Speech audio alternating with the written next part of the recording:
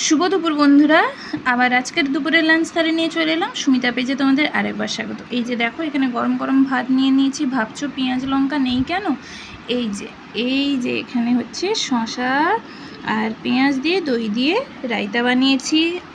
আর এখানে আছে এই যে কুমড়ো ভাজা, আর আছে এই যে দেখো কত বড় একটা লম্বা পটল ভাজা, আর সঙ্গে আছে এই যে পেঁয়াজ দিয়ে বেশ করে আলু ভাজা। আর এই যে এখানে হচ্ছে কি বলো তো, এটা হচ্ছে আলু বেগুন দিয়ে কুমড়ো ডাঁটা দিয়ে একটা চচ্চড়ি করা হয়েছে। আরও আছে, এখানেই শেষ নয়, জানো তো আমাদের বাড়িতে একটু বেশি রান্না হয়। আর এই যে দেখো পেঁপে দিয়ে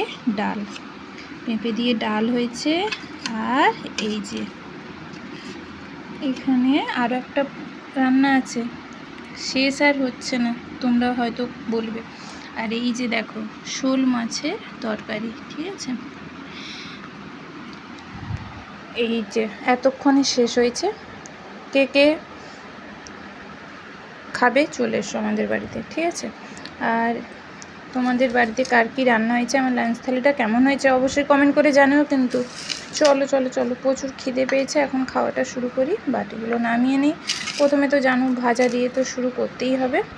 এই যে আলু ভাজা দিয়ে খাওয়াটা শুরু করে দেই। এই যে নাও, তোমরা একবার নিয়ে নাও, চলো আমিও খেয়ে নিই।